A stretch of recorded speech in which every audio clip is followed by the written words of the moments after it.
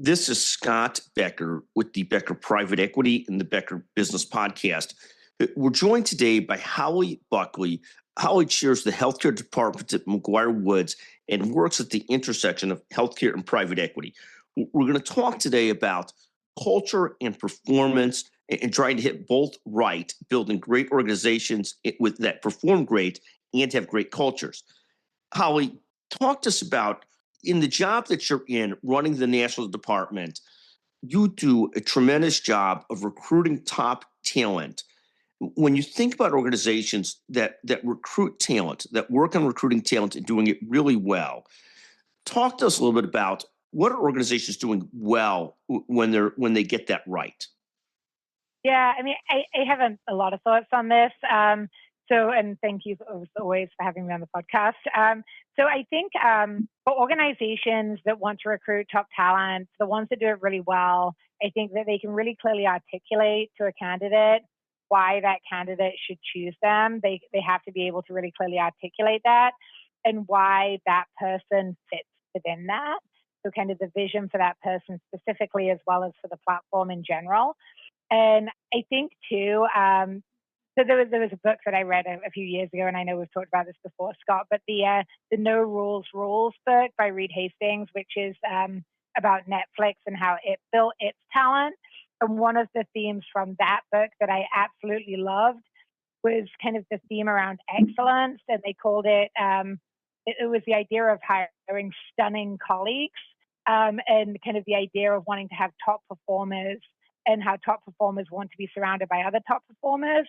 And they kind of went into what that looked like. And that was really powerful to me. So I think the three things I would say is that organizations hiring top talent, it's the vision for the overall platform, why that person will thrive on that platform, and then the idea that they're going to be surrounded by other stunning, excellent people. And I think that's a key way to get people in the door. Holly, let me ask this question. You talked about this with Reed Hastings and more. If you're building a great culture of high performers, how do you do that and also try and make sure that, people talk about building a culture, everybody's got to be nice, everybody's got to be this, everybody's got to be that. But what does it really mean to build a culture that retains people, that excites people, that brings in great people? It's not all about nice. It's about people want to be around performance too, right? Talk to us about that. Yeah, that's right. And I think another thing that people get wrong is the idea that we have to offer people perks in order to build retention. I think, perks are nice, but it's more about consistency and reinforcing the message every single day. And I think the way that we try to build retention is, especially amongst kind of younger folks, and this is true for me. I mean, I've been at the firm for probably 17 years, but we try and provide people with really real responsibility early on. And we invest in people in a very visible, meaningful way. And we create transparency in terms of what it takes to advance. And so when you offer more junior folks, and by more junior, I mean kind of more junior than me, but not necessarily junior lawyers, but people who are still progressing upwards in their career, giving them opportunities, real responsibility, the opportunity to really stretch themselves, combining that with the skills of how to do that, and then telling them where they can go and how they can get there, I think is much more important than kind of perks. And then, as you said, having excellent people around them who they can build off. I've had some amazing, excellent colleagues over the years, many of whom I've worked with for the majority of my career. And having that reciprocal relationship with them is really, really special and something that keeps me around. And talk about that relationship building in law firms, professional cultures, and so forth. How does that evolve? Because there's got to be a mutual synergy. There's got to be mutual respect. You almost can't force these things. So, you and I have been in the same group for a long time now. And there's just some natural relationships that have evolved in the group. Other people work with other people. How do you see that evolving in the culture? And what should management and leadership do about that? Can they prod or encourage or persuade people to work with people they're not usually working with? How do you manage some of that and think about some of that? Yeah, it's so interesting because we've recently done more lateral hiring in the partner level than we've ever done before. And so we are somewhat, I believe, unusual in terms of the number of people who have been with the group for either their entire career or substantially their entire career. We had some folks come over when they were, first, second, third year associates and then stayed with us all the way up through partnership and made a real career here. And then I always think about how challenging that is for brand new people who come into that. And they kind of see these lifers, which is a really nice, encouraging thing that you've got these lifelong career people here, but how that must feel difficult in terms of integrating and becoming part of it. And we've had to be really, really deliberate on it. And it's both something I think we're doing relatively well, but also a huge challenge and something we need to get better at. Because if people don't integrate relatively quickly, they feel like an outsider and they maybe feel remorse about leaving their prior firm and want to leave because they don't feel like they've got in quickly enough or successfully enough. And so we have to be really, really deliberate. So we have a whole lateral integration process where we have forced introductions to people throughout the firm, both within the group and with other departments where people will need to have those interplays, whether it's specialists or people that they can generate work for or people that can bring them into their work. And we make introductions on a scheduled basis because you can't do all of this in the first week. It has to be kind of on a rolling basis. And then also making sure people have the skills they need to go out and build business both within the firm and outside the firm. And so we didn't used to do any of this kind of 5 years ago, but we've really built this out to kind of force the integration process. But I mean, even just this morning, I was having a conversation with a group of partners in terms of a new attorney that we have with us and the importance on making sure that person gets real work very quickly and gets pulled into different client teams. And so I think not having a culture where we've really heavily done lateral integration historically means that people need a lot more prompting and encouragement to do it and to make that successful. So I think it's both something we're doing relatively well at and can always improve drastically at. Yes, no, I think that what happens is in bringing in lateral partners, bringing in associates, and this is true in almost any business, the the stick and retention rate over the long run is often not great in any business. But you end up building a team around those that hit the red synergy and really want to grow and really want to stay and really integrate. And there's a lot of things you could do to encourage that. But for example, if you're a leader and you're hiring, the last thing I want in a leader who's hiring is to get discouraged because the hit rate's not perfect because it's never going to be, and then try and learn from, okay, what worked, what didn't work, what's more likely to stick. But it takes a lot on behalf of the person coming into, especially mid-career or later career, unless you're coming into a group where they're just going to be have a ton of work to do as a service sort of partner, and even there they got to develop relationships. But if they're trying to be a service partner and build a business, a book of business, and grow, do all those things, and they want to really integrate with the rest of the firm or other people, it does require them to put a lot of intentionality into that. And it's not always fun because not most people aren't quite receptive to helping anybody who's coming in, but it takes some initiative to do that and to do it on a regular basis. And it's like developing mentor-mentee relationships. They have to ultimately become mutual and synergistic and where people enjoy working together and finding ways to help each other. But it is It's really hard. Yeah, I mean, it's really hard, and especially for people who may be slightly more introverted. It's as you said, it's difficult to kind of find the motivation to do that.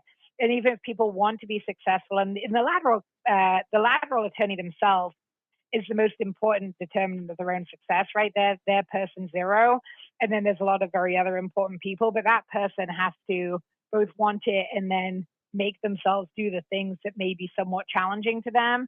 But it takes a lot. It's like, but getting over that initial hump, things become easier from that there on out. But that initial hump takes a lot of work to get over.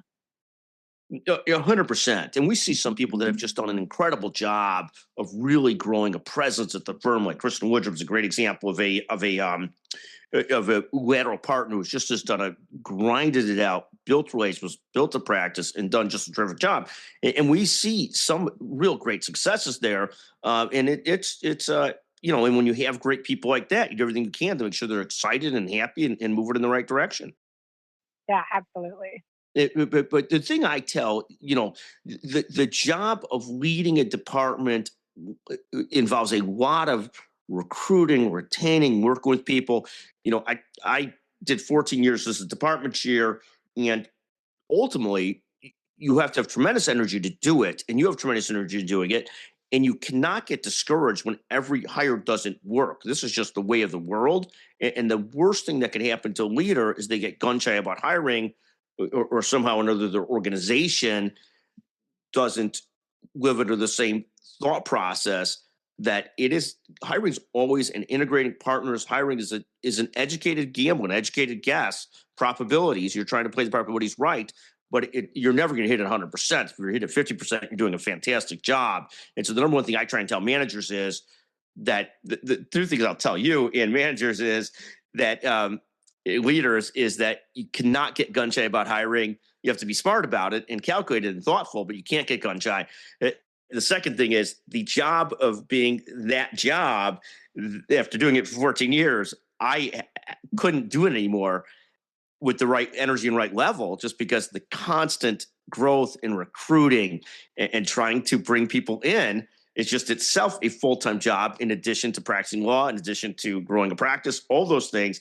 And it was to me, in the long run, it was the most exhausting part of the job and a very, very important part of the job that you're running and you do a fantastic job of it. It's really incredible. But I find it to be, it's I hate not hate. I try to discourage managers from getting gun shy, and then I try very hard to make sure that that you take care of yourself and don't get burnt out in doing it because it's a full-time job. Let me ask you a question about that, because I burnt out on the job that you're doing at some point and was at least smart enough to turn it over to another person without trying to hold on to the job forever, even though I loved the job overall. Talk for a second about personal strategies that you use to stay energized and positive while leading teams and managing a very demanding practice. How do you sort of take care of yourself, stay energized and positive, and you do a remarkable job, just fantastic, literally. How do you stay with it? Because I know you carry a lot of burdens. You've got two wonderful children, a wonderful husband, you got a great family, you try and take care of yourself, you do a great job of doing that. How do you do that and stay energized and motivated? Well, and you're also a tremendous friend, so you keep yourself available and accessible to a lot of close friends. How do you manage all that and stay energized doing so? Well, first off, I'll say if you were lacking in energy in the job, it was not apparent to anyone else. And then I'll say about myself, I'm not sure that I always do, but you kind of do your best and recognize that there's going to be peaks and valleys, and you don't let the valleys kind of get you down. But I'd say the couple of things that I try to do is I exercise every day, even if it is, and I do that at the beginning of the day before I do anything else, even if I just at a minimum make myself go out for a walk. But I try and lift twice a week. I try and get some cardio in every other day, because I feel like that really mentally keeps me in a really good spot. And that's just a habit to me that you can't break, because once you break it, it kind of falls apart. And then I think the other thing is making a deliberate point to do the things that professionally that keep my energy high, which those things are really spending the time with the more junior folks than me and helping them with their careers, because that's really energizing. And I think there are some weeks where you just get like smacked from all sides. Like you think you're going to be doing something and then you end up just dealing with like fires, and it can be very defeating. But then you kind of refill the tank with some of the things that are really rewarding, and that you can kind of use to pick yourself up. So I think that you can't always keep your energy high, and then probably when you realize that your energy is low more than it's high is when you need to step back and recognize that it's someone else's turn. Yeah, no, I think that's right. But talk about that. To me, and again, it's so embarrassing to talk about as you get older a little bit. But the energy that one gets, like sometimes I know that junior people feel like they might be bothering me by calling on an issue, calling on a question, or imposing on me, and it's actually the flip side. The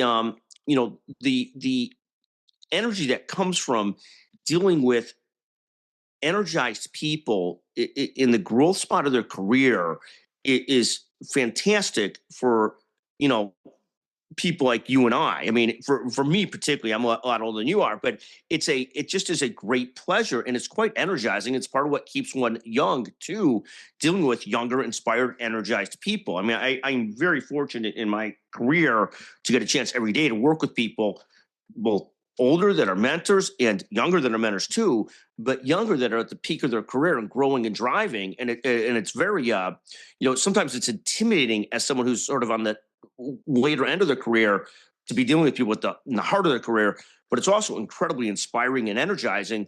I'd say 97% of the time, it's a fantastic thing. It really is, yeah. So, last question. When you're trying to elevate culture and performance, people and performance, how do you think about that over the next 6 months or anything that, specifically you think about doing to make sure you're obviously staying focused on the numbers, the results? Is the group busy enough? Are they taking care of clients well? Are they obtaining clients? But how do you mix that with also making sure the culture works, that people feel that they're striving and energized, that they're self-actualizing? How do you mix those two things? Yeah, I think it goes back to the beginning and where we started of making sure there's a shared vision and that there's alignment on that. Like, what does success look like, both culturally and financially? And I think you get the vision, and then you take your top performers, and this is a Scottism. You kind of get out of their way, so you don't say no to small things or to immaterial things. You enable people and you support them, and then you let them go, and not put hurdles in their way. So I think it's both alignment and then just reducing roadblocks for people so that they can be successful. No, I think that's right. I mean, one of the things that we have found is this view of thrive side by side, not top down. And this concept of constantly looking at things as side by side and thrive. The people working with me are thriving. I'm thriving. The organization's thriving versus I'm thriving and they're not. I think it's so important to long term working with people in long term relationships.